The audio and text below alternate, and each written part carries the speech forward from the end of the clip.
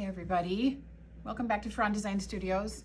I'm Stephanie Brandenburg, and today I wanted to show you some of our Pepita collection. I'm really excited about this upcoming new year because we are going to be partnering with a wonderful social media legend, I would say, and she's going to be helping me do more of these YouTube videos, coming out with lots of things that are happening here at Fran Design Studios. I always feel kind of like a deer in the headlights when I do this, but I really want to create a space for you. So this is where this will be.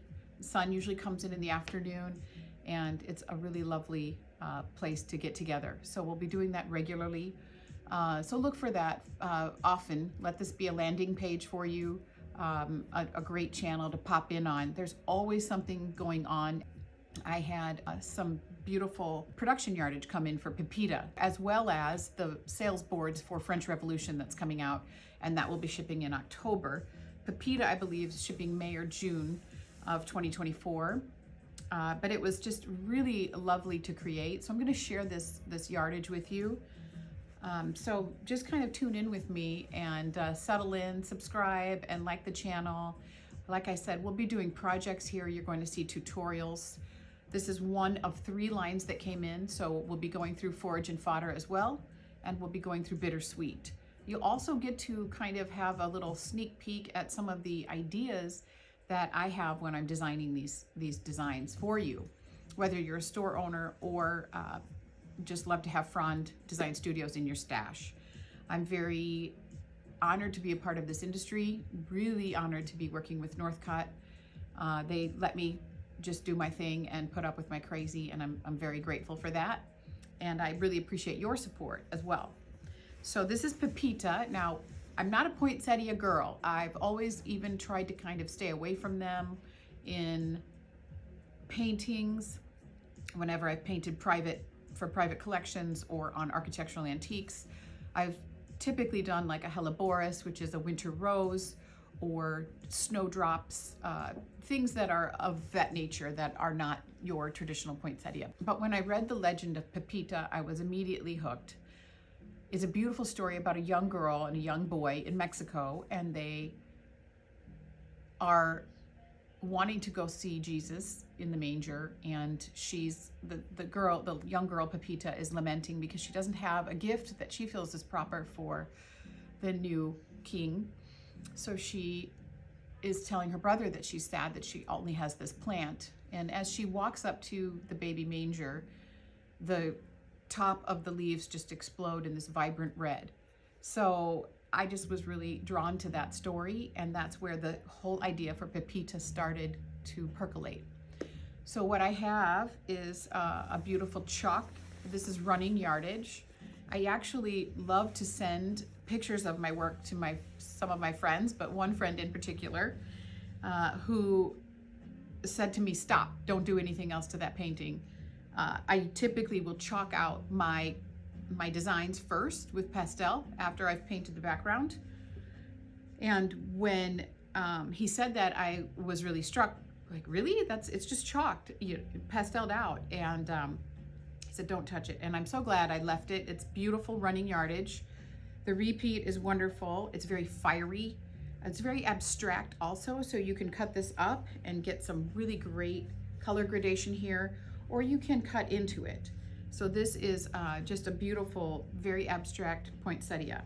And truthfully, it started out being it was supposed to be the background, not the background, but the layout, I should say, of this beautiful panel. And this is the only panel in this collection.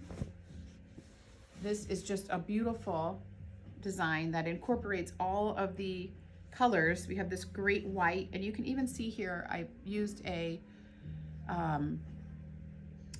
like a palette knife here, and it was really fun to do that. So you can still see that palette knife markings, and that's what I love about the effect of the original art in fabric. That's what makes it so special. Of course, a beautiful stripe. I always have to round out these collections. This is a great binding opportunity.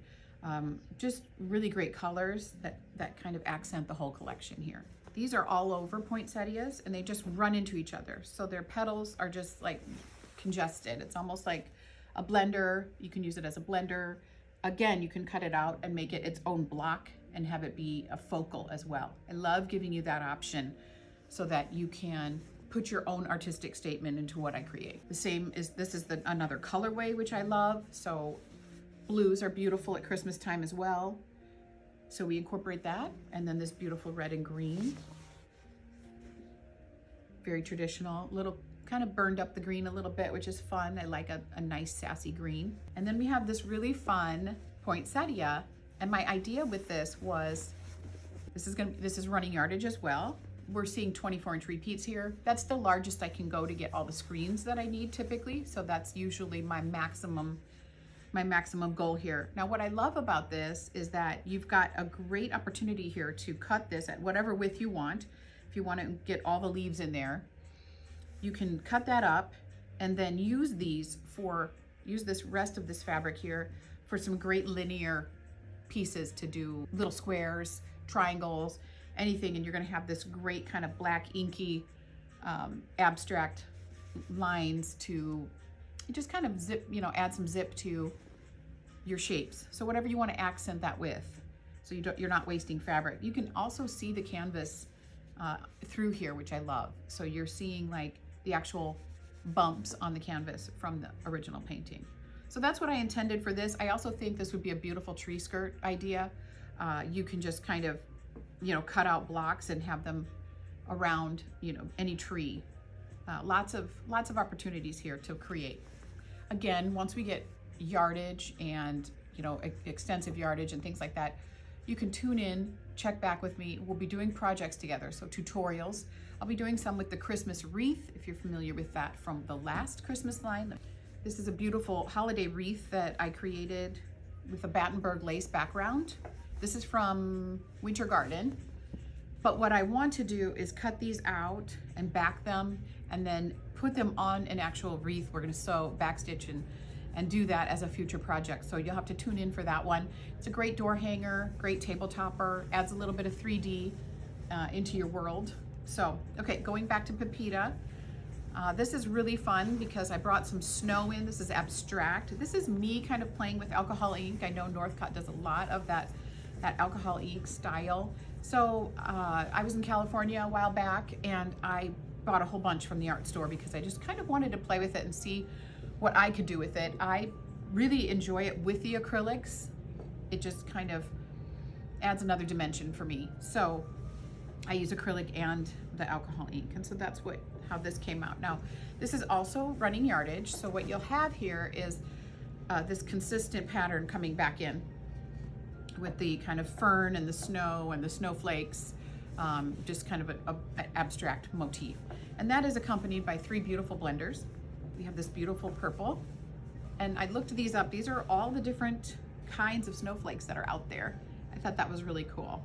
So I chalked this out. I actually used a tailor's pencil to sketch these because I needed a little more control than a pastel would offer me. Because a pastel can get a little clunky and chunky. So that's the purple colorway, gorgeous by itself, gorgeous running yardage, a beautiful backing border, and it continues to just run. The color just runs down the fabric, which is really fun. I typically will start out doing my canvases with a drippy background just to kind of give me some motion to continue to paint through the motif.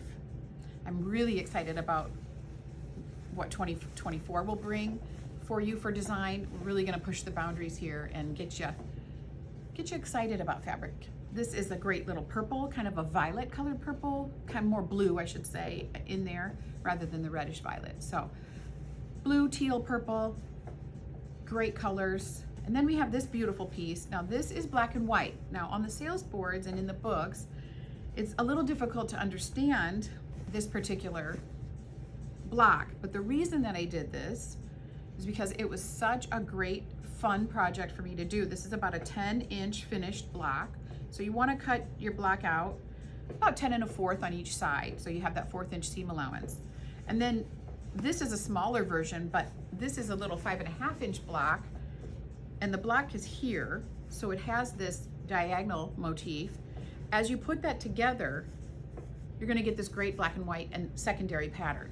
And that was the idea behind this. We'll be doing a tutorial on this as well. If you are a machine store or you're a teacher and you want to teach people how to sew, this is a wonderful way to do just a straight 1/4 inch seam allowance straight stitch. Cutting these blocks out and then sewing them back together so that they connect somewhere with the black and white.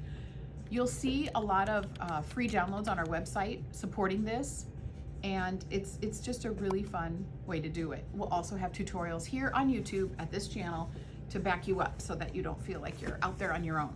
So that is our beautiful Pepita line. Make sure you check in with me. Like I said, we'll be doing forage and fodder soon, bittersweet, and our wildflower too, which I'm very excited about, and some thread punk ideas.